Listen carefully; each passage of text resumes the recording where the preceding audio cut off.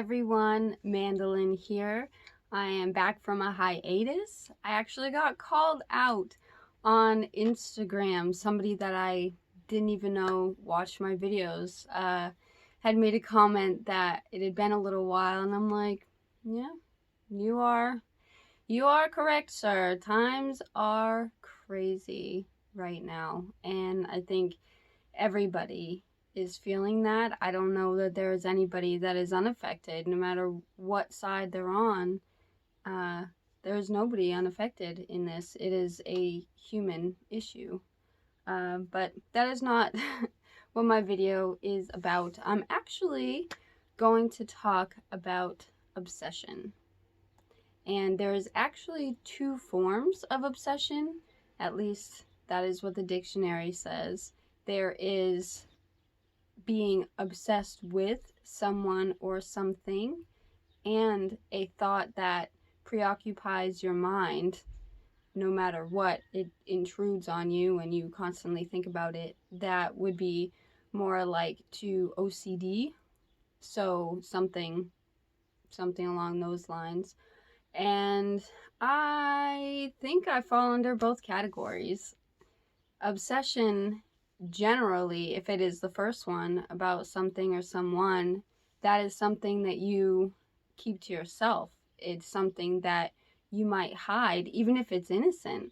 Let's say you're a quarterback and your favorite thing is the Dixie Chicks and you don't live down south. It's not acceptable there. They'll make fun of you and roughhouse with you once they know that, and they'll think it's a joke. So you keep it to yourself. Anything that you take pleasure from and just kind of keep to yourself. You don't let people know. Anything from, like I said, an obsession with the Dixie Chicks, let's say, or something that you don't really want to admit to, but that does preoccupy a lot of your time. I'm willing to call that an obsession. I am a little bit of a shopaholic online, not to the extent that my bills aren't paid or that I'm absolutely broke by the time I get my next paycheck. I have a daughter, I'm not that irresponsible, but I am impulsive, as we know. So, yes, do I buy and own a large amount of clothes? Yes, I do. I can't help it. It's one of those things. There's retail therapy involved, of course. It is cathartic until, the money comes out of your bank account. But on the other hand, it also kind of helps me to show the world how I want to present myself. I've always considered clothing a big deal. I grew up poor, and if I wasn't getting hand-me-downs from my older sister, I was getting hand-me-downs at the Salvation Army. I lived in thrift store clothes. So for a long time, especially seeing everybody who wasn't below the poverty line wearing nice clothes and that new shoe that everybody has to wear, like the skater shoes are really big when I was younger, stuff like that. I was always, wanting to participate but not having the means. And now that I've kind of grown that over the years and grown into my own style, it's mostly business attire, which I kind of love. I've had a 3-piece suit in my Amazon cart for 3 years. 3 years now, because it is $78 and I just cannot justify that. Maybe one day, I don't play the lottery, but maybe one day I will, and I will win $78, and in that case, yes, I'll buy it. So I do have limits, but is it something that preoccupies my time? Yes.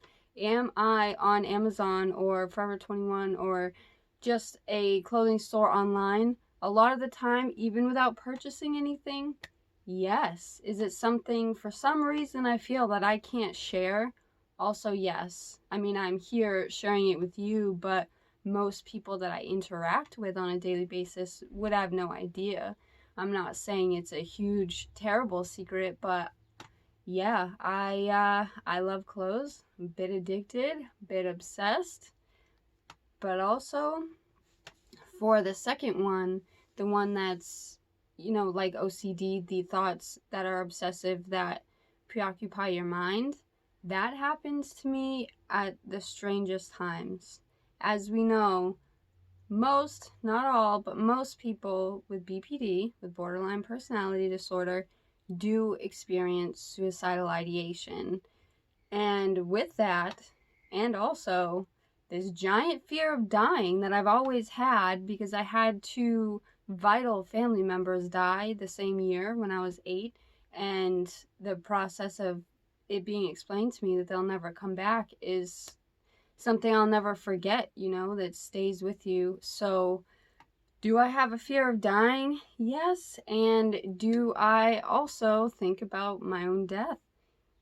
Yes. Yes, I do. I don't know.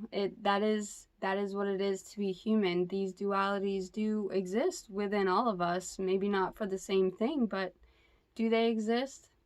Absolutely. And what's weird to me is any time, like most of the time I'm fine. It's not something I'm thinking about. I'm either window shopping online for clothes or talking to people or whatever.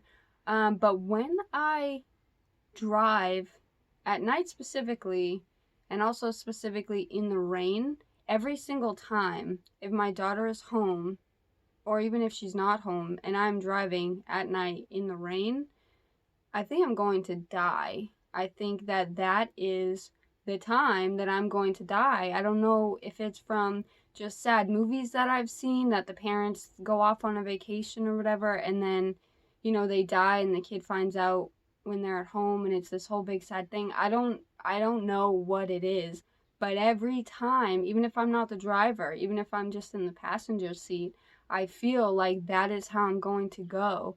And then that starts like this whole this whole thing where, one, again, the suicidal ideation, I'm just like, well, I might as well just take myself out. I want it to be my decision. I don't want to go on death's terms, though I am working on that. I want it to be on my own terms. Do I want it to be now? Not really. I would have done it already, I've been battling this for a long time. I would have done it already. But do I want this aggressive thought to just keep popping up? I don't. Who would? I don't want it there. It's not nice. But it is something that I've faced for a really long time. I don't know that I had it before I had my daughter, but she's 13 now, so remembering a time without her is kind of hard. It's been a long time.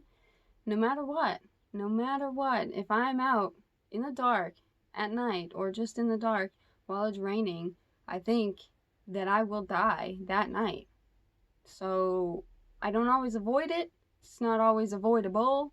Sometimes you just gotta leave, but it creeps in and it sets off this ping pong ball between suicidal ideation and the fear of dying and where I am and all of that. I would very much like to get over that in my lifetime and make peace with it and be able to live in the moment and be present and be a meditator and somebody that can ground themselves when they need to. And I have my own tips and tricks, but I have not overcome that. I don't know that I will.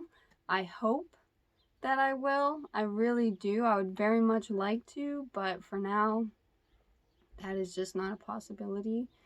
So I am fine.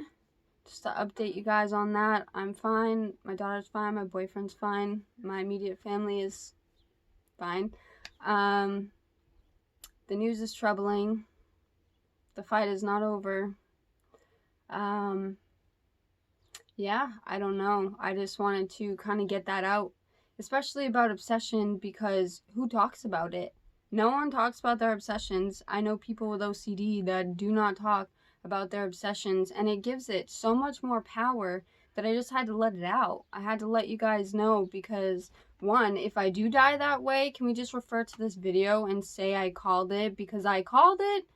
But also, just a purging of these emotions. I don't know why they're there, and they just go back and forth all the time, and my brain is tired. And I'm sorry that I've not been as active as I've wanted to be lately, but I will try to get another video out next week. I don't know a topic yet, but I'm checking in, and now I'm rambling, and I hope you guys have a great rest of your day. Let me know how you are. Do you have obsessions? Are you willing to admit them to me? You can always email me, theartofpainblog@gmail.com. Okay? You don't have to post it on YouTube or Facebook if you do not feel comfortable with that. We already know that I'm crazy. I made this whole thing to let everybody know that I'm crazy, so honestly, if that changes your opinion of me, you weren't meant to be here. Alright? I hope you guys get back to me. Let me know.